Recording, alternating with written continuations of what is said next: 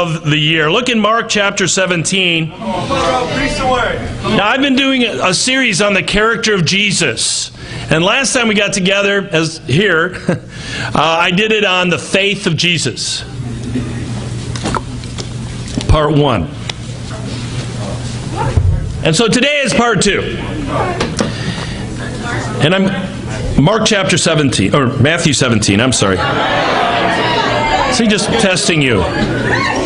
Man, crowd gets ugly, I tell you. Matthew 17, verse 14. When they came, and this is where we left off. When they came to the crowd, a man approached Jesus and knelt before him. "Lord, have mercy on my son," he said. "He has seizures and is suffering greatly. He often falls into the fire or into the water.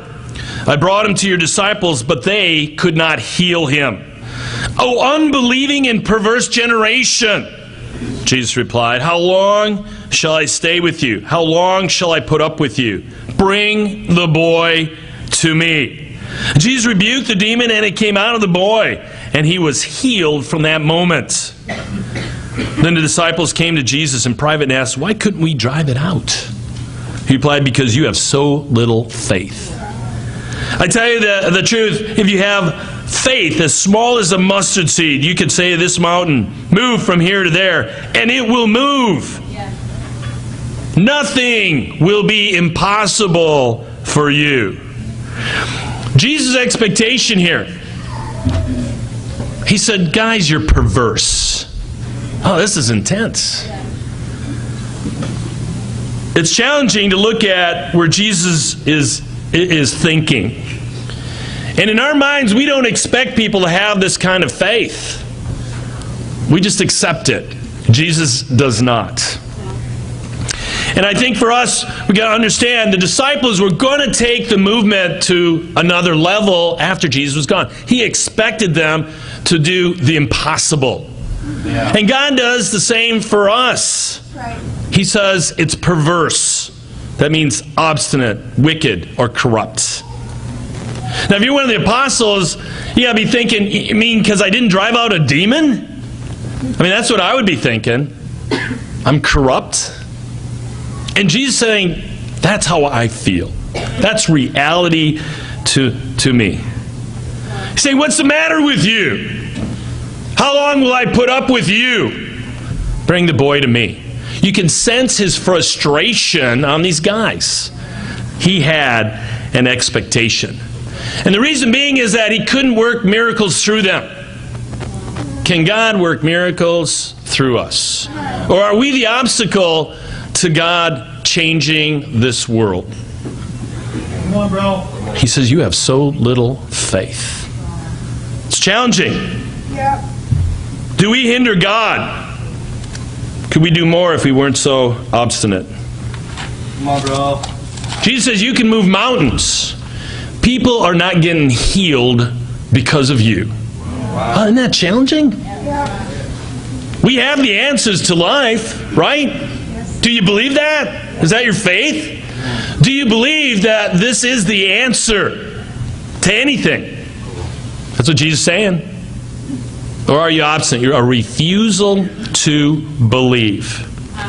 Problem is we trust in ourselves too much versus trusting in Jesus. In John 14, you don't have to turn there. It says, Jesus says, have faith in me.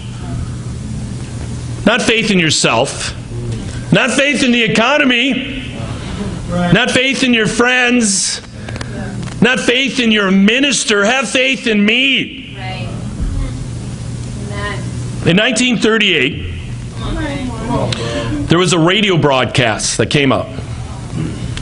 It was called The War of the Worlds. You guys heard about that? Orson Welles was doing that, and it was a story by H.G. Wells, and it was made into movies in the 50s. It came out again with Tom Cruise, right? But it was a broadcast in 1938. It was the Halloween episode. Okay? And in the beginning of the broadcast, they announced this is just, a broadcast, and they explained it. But a lot of people tuned in late. Now, back then, you didn't have TVs. That's what you did. You sat around and listened to great things on the radio. And it just so happened that a lot of people didn't turn it on until late. And they said, this is not true. Hey, this is, a story.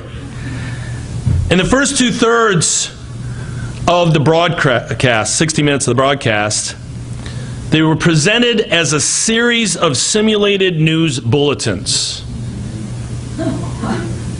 And there were no commercials. Everybody thought it was the real deal. People were freaking out to the point of committing suicide. People jumping out of windows. They were so scared. How does that happen? They had faith that it was happening. They believed it. Power of faith. Hitler was able to get a whole nation to buy into what he believed in.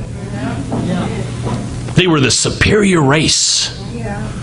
The extermination of the Jews. And they bought into it. He got them to believe. And see, we got to see the power of faith. What can be done, good or evil? And God says, look at what you can do. If your faith is there. Satan knows how to take us out. He knows what seeds to plant in your brain to get you to stop. Look in Mark chapter 6. There's only 2 times in the Bible that it talks about Jesus being amazed. And both had to do with faith. Come on, bro. Chapter 6, verse 1. Go, bro.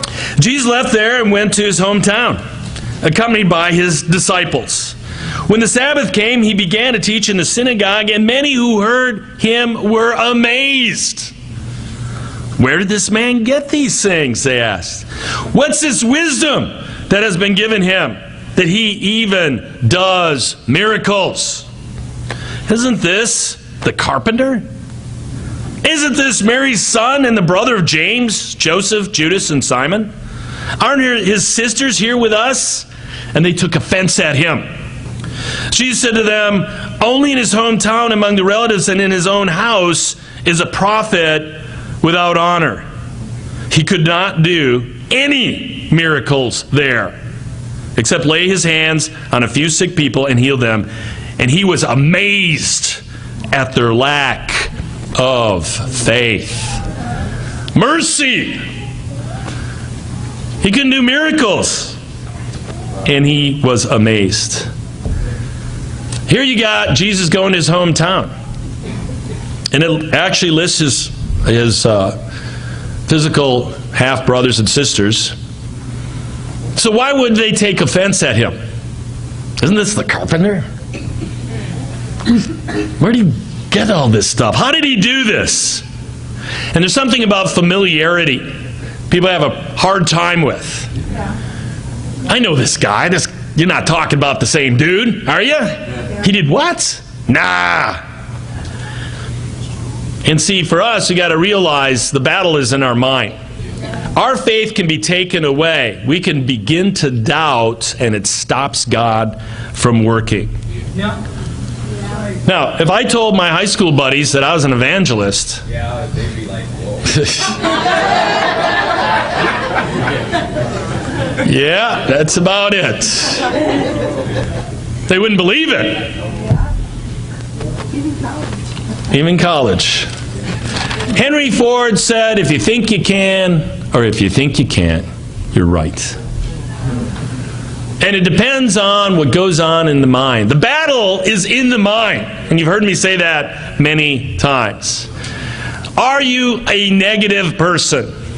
Are you whiny? Are you down, discouraged? Or are you fired up, positive, and faithful? What defines you? Come on. We can't do it. It's impossible. It's too hard. It's too much. Or, why can't we do it? What's the focus on? The obstacles or on Jesus? This used to be me. When they studied the Bible with me, they said, dude, you're in rough shape. You are a negative, angry young man. That was me. My attitude towards life was, don't expect anything to work. That's serious. I had so many disappointments that was my attitude. Don't expect anything to work, because then I won't be let down. And if it does, hey, all the better. That was my mindset. And I had a very negative lifestyle. Some people take it further than that. They go extreme and they panic. We're all going to die. It's over. You know, you got these people in the world, War of the Worlds, man. They're committing suicide. They're like Eeyore. Oh no. It's never going to work. Okay, if we have to. And see, for us, we got to hate that attitude. It pulls everybody down. You know, are you the kind of person that comes into fellowship and you walk around and everybody kind of moves away from you? It's like you go here and everybody's moving and moving. Are they drawn to you? Nobody wants to be around negative, whiny people. Nothing fun about that.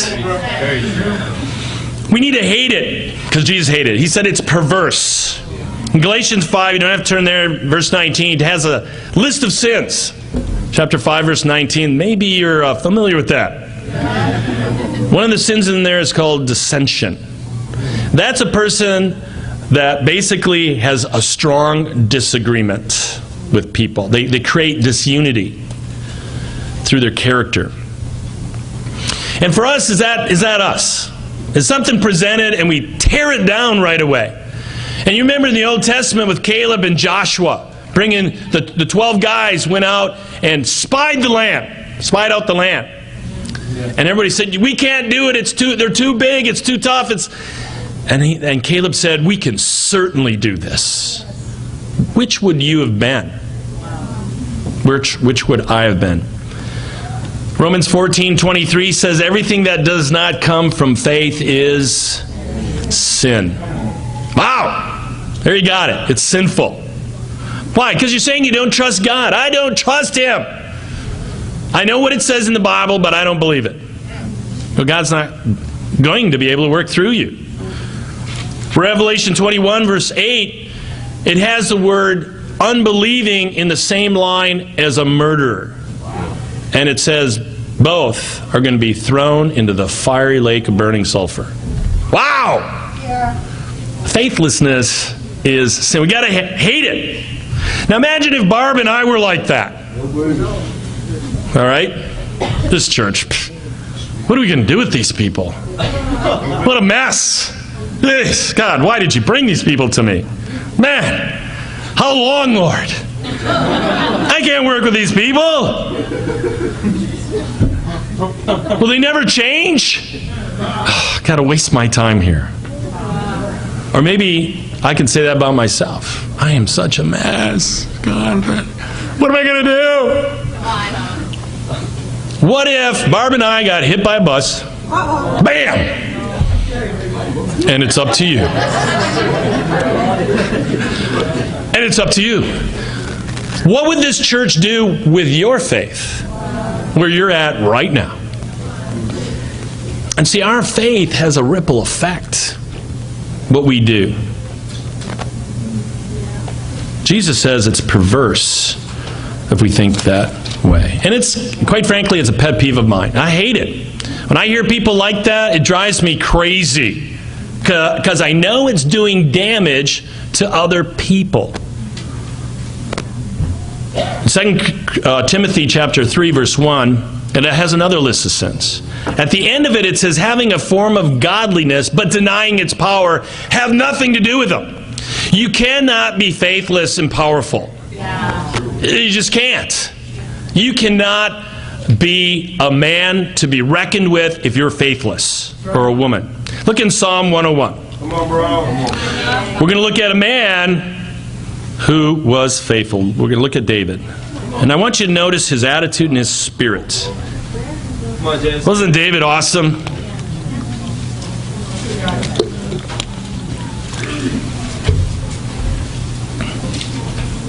Psalm 101, verse 1. I will sing of your love and justice. To you, O Lord, I will sing praise. I will be careful to lead a blameless life. When will you come to me? I will walk in my house with blameless hearts. I will set before my eyes no vile thing. Amen. The deeds of faithless men I hate. They will not cling to me. Men of perverse hearts shall be far from me. I will have nothing to do with evil. Now, does that sound familiar? Do you notice the swing here? The first part is, I want to be with God. God is awesome. I will sing. I will praise you. I will lead a blameless life. And I will set no vile thing before me. And what's he talking about? Issues of faith. The deeds of the faithless I hate. Wow, that's pretty amazing. They're not going to cling to me. He says it's perverse. Does that sound familiar? Jesus said the same thing. It's perverse. Look how he defines it. Vile, perverse, and evil. That was his attitude. Do you think David would have put up with faithless men if they went off to battle? No way. This guy, you can't fight today. You're faithless. Get out of here. Seriously, you're going to destroy the unity, and we're going to get destroyed. And see, we are in a battle. We got to be faithless. Now, somebody's faithless. Help them. Go in there and rescue that person. Look in 2 Corinthians chapter 10. Come on, Jay. 2 Corinthians chapter 10. And once again, the battle is in the mind. You've heard me say that, right? Yeah. Verse 4. And Paul is trying to help the Corinthians overcome sin. They were in a lot of sin. And he says, listen, we got to deal with this. This is how we win. Verse 4, the weapons we fight with are not weapons of the world. On the contrary, they have divine power to demolish strongholds. We demolish arguments and every pretension that sets itself up against the knowledge of God. And we take captive every thought to make it obedient to Christ. Wow. He says, you take captive every thought. You make sure you don't let your mind go. You get focused, because we are in a warfare. Mind is a powerful weapon. Make it obedient. The battle is won or lost in the mind. That's where your faith is at. That is faith. What do you believe? And you can do this. Now, once again, this was a huge issue for me. Okay? Mentally, I was kind of out there. And, of course, when they're studying the Bible with me, they challenged me on that. And I've shared this with you before, that they said I was mentally lazy. And I thought, I never thought about controlling the way I think. I just let my mind go. It would go off into the azure blue. And, I can remember, as a goldsmith, I have certain pliers that I use. And I can remember one time spending a good 3 to 5 minutes looking for the pliers, and it was in my hand. It's like, now I know I'm alone with this, right? I would walk into a room and not remember why I came in there. I know I'm the only one who does this.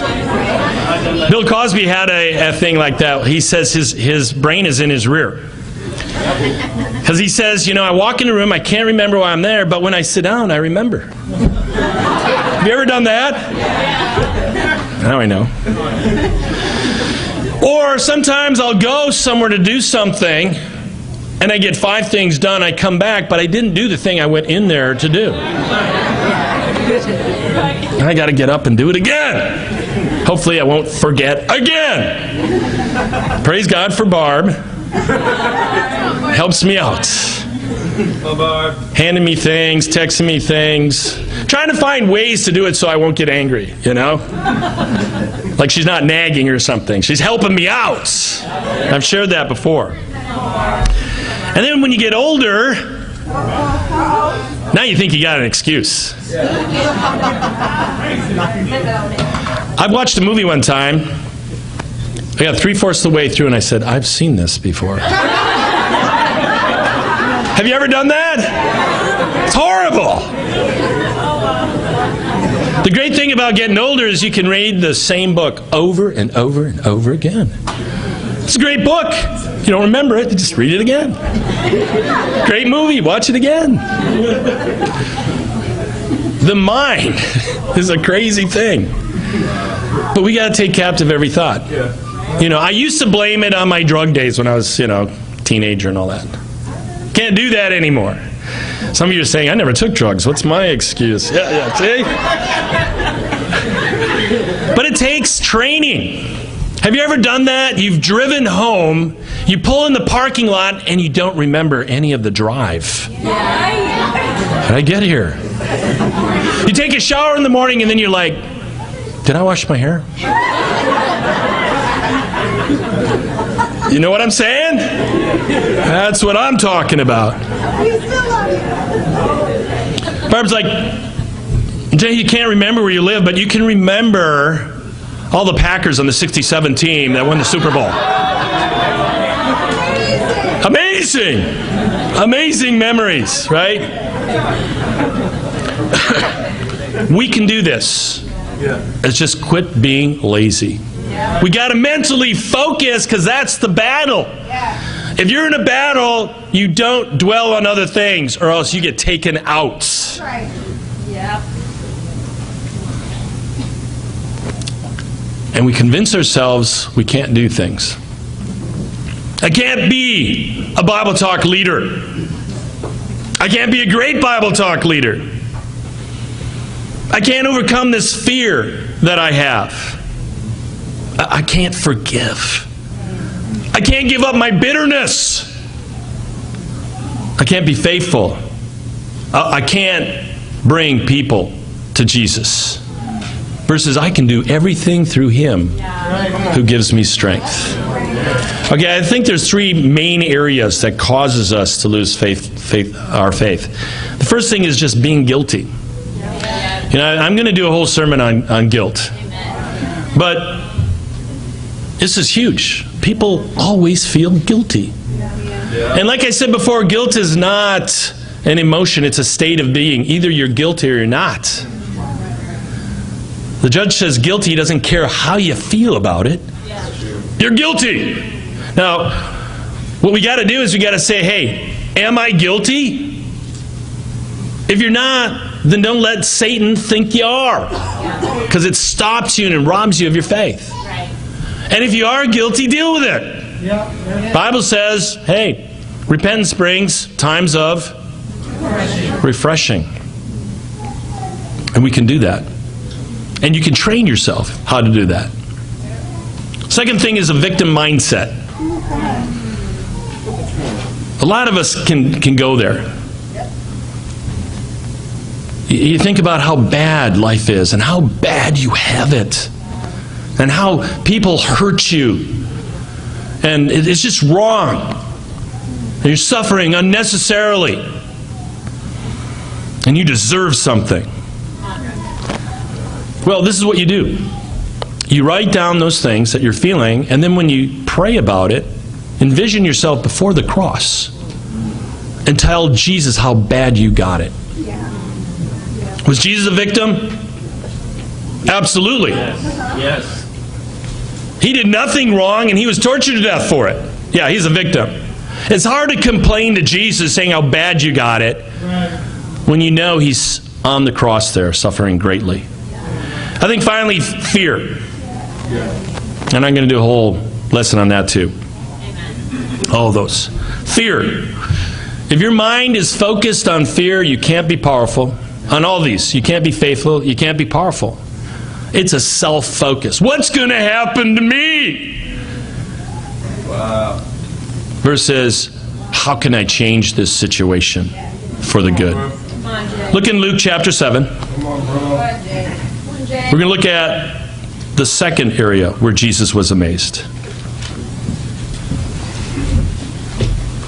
This is a lot more encouraging. Amen. Amen. I had to write something up. I was getting down there. Verse 1. Luke 7, verse 1. It says, when Jesus had finished saying all this in the hearing of the people, he entered Capernaum. There a centurion's servant, whom his master valued highly, was sick and about to die. The centurion heard of Jesus and sent some elders of the Jews to him, asking him to come and heal his servant. When they came to Jesus, they pleaded earnestly with him, "This man deserves to have you do this, because he loves our nation and has built our synagogue." So Jesus went with them. He was not far from the house when the centurion sent friends to say to him, "Lord, don't trouble yourself, for I do not deserve to have you come under my roof." But you look at how did this happen? This guy's a centurion. He's over 100 people, right? Now, what does he do? I'm sure he's killed people in his life. And you got to understand, the Jews hated the Romans, and the Romans hated the Jews. Romans did not want to be in Israel. It was the stink hole of the whole Roman Empire. And the reason being is the Jews got special honors because of their faith. They couldn't knock this faith out, so they just let him go. And the Romans hated it. And here you got a guy that loves the Jews, built their synagogue. And he gets the Jewish elders to go to Jesus. That's just crazy. And they tell Jesus he deserves this. Wow. Anybody deserve anything from a Roman? I mean, the Jews were slaves to Rome. And you look at what must have been a part of this guy's character. They weren't supposed to even associate with him. And they're backing him up. That's just crazy. Well, how does this happen? Well, let's look at a few things with this centurion. First of all, he had great humility. He says to Jesus, "I don't deserve to have you in my house." Now, does that sound like a Roman centurion? No. I don't deserve to have you come. I'm not worthy of you. And then it says that he valued his servant. That's pretty crazy. A servant was a servant. But you could see the respect he had for a servant. And yet this man probably killed many people. He valued people. James 4:16 says, God opposes the proud, but gives grace to the humble. He was a humble man. James 4:10 says, humble yourself before the Lord, and he will lift you up. This must have been an amazing guy. Prideful people don't trust God, they trust themselves. And then they fail. Because you can only do so much. When you're prideful, God can't do miracles through you. There's just no way. Because you go by your own power. And you are limited. I am limited. Okay? Second thing he did is he made Jesus Lord. It was lordship. He understood authority. And he's saying, you're God, I am not. I am not. That was his faith. He called Jesus Lord, which means master. A Roman centurion calling somebody else Lord than Caesar? That's not good. That's not, he'd get killed for this thing. Jesus got killed for it. Yet he says, you're the master. You have the authority and the power to do anything. I understand authority. Just say the word, it'll be done. Wow! And this guy was a pagan, a heathen, and yet he had this amazing faith. Is that how we respond to God? Just say the word God and it'll be done? How are our quiet times? I know what a person's faith, what their quiet times are like by looking at their faith. We should be different in 6 months than we are now. I know I've grown in the last 6 months. Yeah. I know it. No doubt in my mind. And I've been doing this for 30 years. Perfection is awfully hard to come by. And if we walk with Jesus, so goes our faith. And where does faith come from? Hearing the message. Romans 10:17. Does your quiet times change your life every day? In 2 Corinthians 3:18, you don't have to turn there, it says we are transformed as we reflect or contemplate on God. All you have to do is think about God, and it will change you. That's what it says. You know, we have a lot of faithful people in this church. A lot of great examples. A lot of them. I think of Griselda. I don't know where she is. She got a lot of persecution, and she stood strong. Hey, that's a mark of a disciple. How do we handle persecution? If you're not doing well, talk to her, okay? I know Alyssa, Jadea, and Carla stood up to their bosses, each one of them, and said, I will not work on Sunday. And they all got fired. And God blessed them. It just shows priority. That's amazing stuff. And finally, Val. She's turning red already. Her husband left her. She took on the custody of her granddaughter. Then she lost her job. She was challenged by the church to move in to get help, and she did. She moved in. And now look at her, she's beaming. Did you see her at the party? No comment. She was beaming though. She had visitors there. It was awesome. Faithful. Are you a faithful person? Could I have put you on this list? Could I put myself on this list? You know, we have a special contribution coming up. And a lot of times you can tell a sense of a person by their faith. And some people are like, well, I just can't do it. Is that a faithful spirit? No. Or they're like, well, I don't believe in what we're doing. That's an issue of faith too. And it comes down to, what do you believe in? Sacrifice is always a challenge to our faith. And what we need to do is hear people saying, I'm going to go beyond you've asked or even imagined. Why? Because we love God and we love the kingdom. Somebody sacrificed for us. And Satan's going to put those thoughts in your head. Well, do we know this and that? You know? Had a great talk with Joe Chiapetta the other day. And sometimes we need to have talks to get our faith in areas that are challenging. Satan's going to get in there with you. And if it's a challenge for you, talk to somebody. But you don't give grudgingly. That's unacceptable to God. Our faith will dictate what we do. In the 1930s, I seem to like that today, there's a man by the name of George Pulitz. He went to school at Stanford University, and it was during the Depression. Times were pretty tough. And he knew he had to get good grades so he could have the kind of fellowship that he wanted, to get the scholarships that he needed. And it was his final exam, and he came late. And he got the test, and there were 8 questions on the quiz. But there was 2 on the board. And the 2 on the board were a lot harder. And he worked on it, and he couldn't get it done. He went to the professor. He said, can you give me more time on the 2 on the board? And he said, yeah, I'll give you till tomorrow. And he worked on it, and he worked on it. And he was able to solve one of those questions, but the other, he just couldn't do it, and he was heartbroken.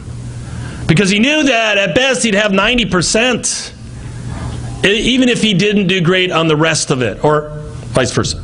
He thought 90% is as good as I'm going to get. So he turned in his paper. A few hours later, he got a call from the professor. He says, George, You made mathematical history. I remember now that you came late. I forgot to explain to you the tests were the 8 on the paper. The 2 were for fun. They were unsolvable questions. You did an unsolvable question. So he got his fellowship. He got written in all sorts of journals around the world, and he became a professor right there for 45 years. Now, had he known that it was impossible, he probably wouldn't have done it. And a lot of times we talk ourselves into that it's impossible. You can't do it. That's what's so great about little children. They believe anything you tell them. Jump. They jump. They believe. But what's unfortunate is we teach them not to believe. And that's sad. That's why Jesus says you got to become like little children. Our faith stops God from working.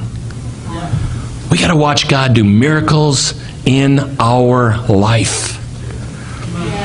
Whoever said that you couldn't do exactly what you were planning to? Whoever said that you couldn't climb up to the sun to heights sublime? Who has advised you to check your pace, give up the struggle and lose the race, crawl off discouraged and hide your face? Nobody but you. You're the one who's done it all, deserted your castles and let them fall. Smother the spark of ambition's fire, shut off the current and cut the wire. How do you know until the die is cast? How do you know when the crowd goes past who will be the leader and who will be the last? How do you know? Life is not merely a game of chance, and you're not the victim of circumstance. Nothing's too hard for a man to do, providing, of course, he wishes to. Wishes it more than a miser's wealth, more than an invalid who longs for help, works for it, prays for it night and day, feels that no price is too great to pay. How do you know until you strive that way? How do you know? I'm going to close with a challenge. I want you to come up with an impossible dream. I want you to pray about it. I want you to write it down, and I want you to tell someone about it. And watch God do miracles in your life. Amen.